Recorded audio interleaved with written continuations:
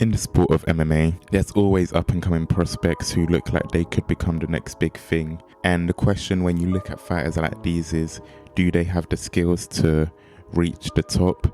Do they have the heart to be able to fight through tough fights? And what do their aspirations look like? And in this video, I'm just going to look at a few fighters that I feel should be able to reach superstar level and will be able to become stars in the sport, and people who will be able to cause extreme damage to other fighters and become very successful.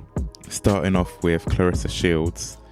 Clarissa was one of the most famous female boxers of all time, winning 2 golds in the 2012 and the 2016 Olympics, making her the first male or female boxer to win consecutive gold medals in the sport. Shields, along with that, in her boxing career, was the only boxer, no matter what gender, to hold all 4 major titles, WBA, WBC, IBF, WBO, simultaneously in 2 weight classes. And she's the first woman to win the lineal championships in 2 weight classes, light middleweight and middleweight. So from there, Clarissa was seen as someone who was one of the most successful women boxers of all time. And from there, she decided to move into MMA, which was a very brave decision that we haven't even seen a lot of boxers do, to be honest. Starting off training at Jackson Wink, Shields has been training there for at least the last 2 years and made her debut in the sport at PFL 4, beating Brittany Elkin by TKO in the first minute of the 3rd round.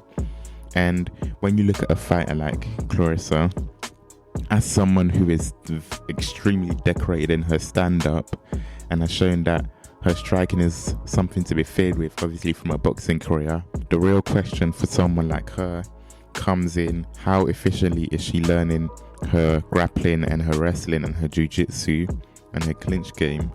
And how would this affect her when facing people with more effective ground skills? And with a fighter like Clarissa, she has all the talent to be able to learn these sort of things. So the real question is, if she's able to do this, how far can she reach in the sport? The next fighter I'm looking at is Kazmat Chimaev. And it seems like not that long ago, Kazmat was the talk of the town in the sport of MMA, as someone who seemed like he would be able to take on anyone at any time, but he has come up to some trouble, and we do hope that we will see him in the future. With a 9-0 record, Chimaev was born in Chechnya, where he started wrestling at 5 years old, and he won a bronze medal at the Russian National Games at a junior level.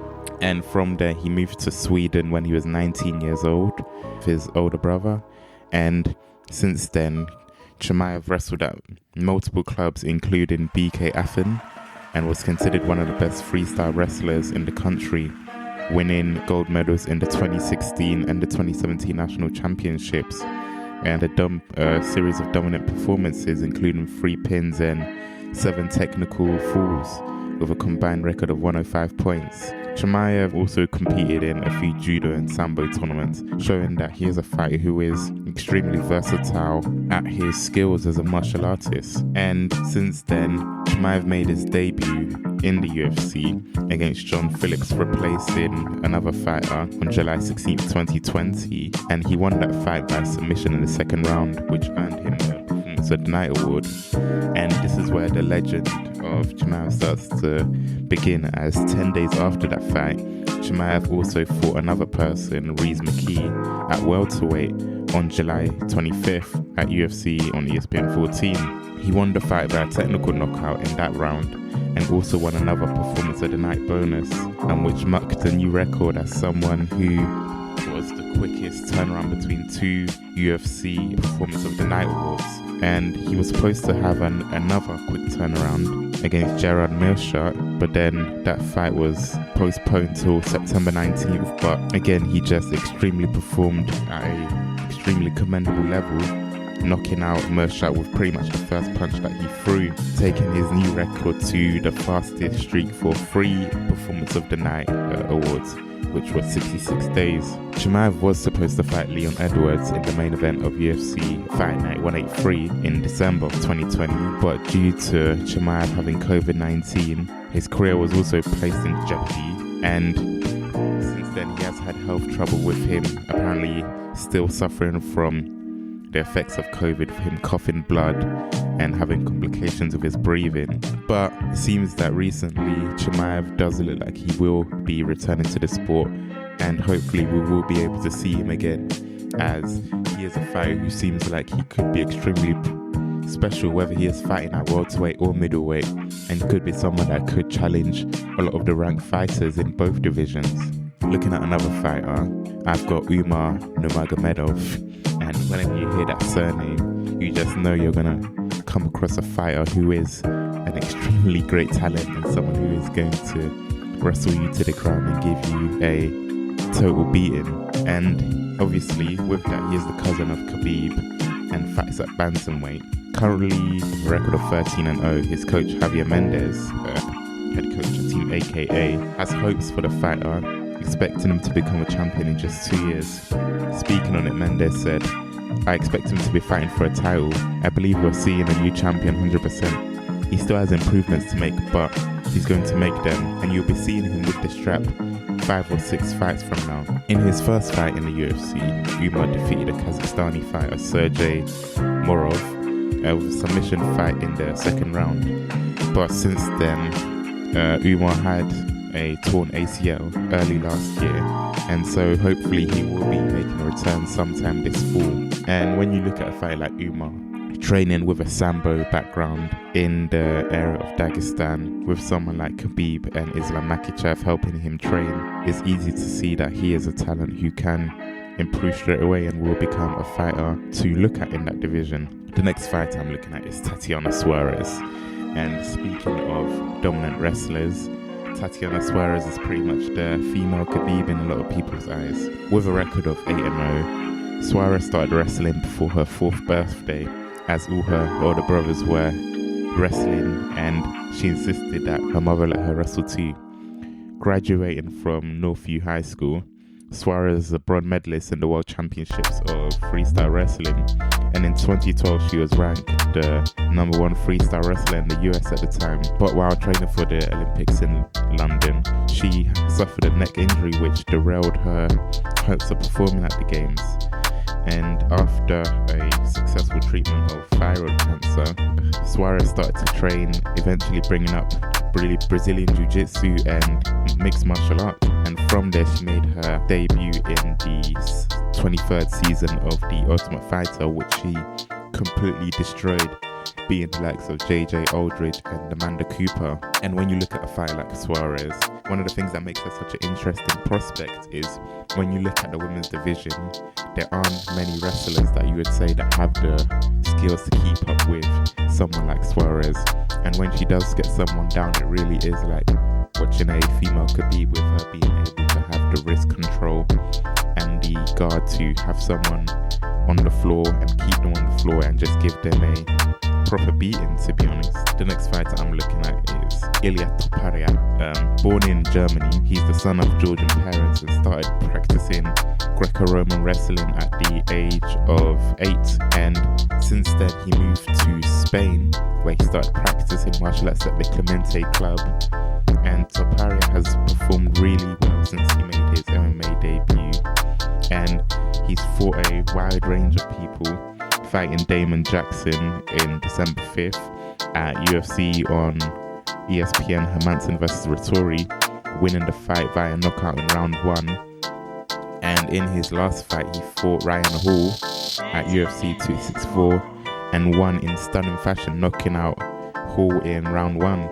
And when you look at someone like Topuria, one of the things that makes him such an interesting fighter is the fact that his wrestling skills are extremely good, but his hands have been improving at an accelerated rate. And when you look at the fight that he had with Ryan Hall, he was able to defend all the takedowns that Hall tried to get him with. And when Hall was caught lacking, he was caught with an extremely damaging punch and he was knocked him out. So when you look at someone like Topuria in a division like that, he is going to be able to cause a lot of trouble for all the other fighters in that division. And he's one to look at for the future. Looking at another fighter, I will be looking at Raphael Fiziev, the Tiger Muay Thai fighter out of Phuket, Thailand, with a 9-1-0 record. Fizayev was told when he was a kid that him and his cousins were to get boxing gloves and spar, getting beaten up by his cousins. Fizayev didn't enjoy fighting, but decided to pick it up again after being bullied, concentrating on Muay Thai while growing up. Fizayev also took up several other combat sports, including Sambo, boxing and Jiu-Jitsu, along with wrestling. When moving from Thai boxing to Muay Thai, Fizayev said that learning the grappling was the toughest part, but his striking and stand-up required adjusting as well. And although he did lose his promotional debut against Magomed Mustayev, Atman picked up decisions over Alex White, Mark Ducasse, and then slammed his foot onto the scene after a stunning knockout of Renato Moicano at UFC 256 in December. And in his last fight, he had an extremely great fight of the night decision-worthy win over Bobby Green, showing that he is someone who is extremely dangerous when you get into a war with him, as he has a great chin, as you can see, and his stand-up is something that is extremely damaging for people who aren't going to be paying attention and get caught in his traps. And with someone like Fizayev in that division that is looking for a new dominator, Fizayev has shown that he's someone who just performs extremely well and performs at an extremely high level.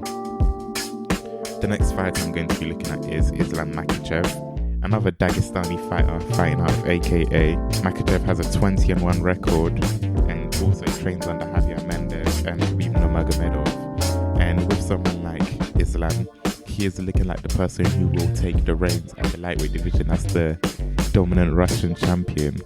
And he's performed at an extremely great weight for what people have expected of him.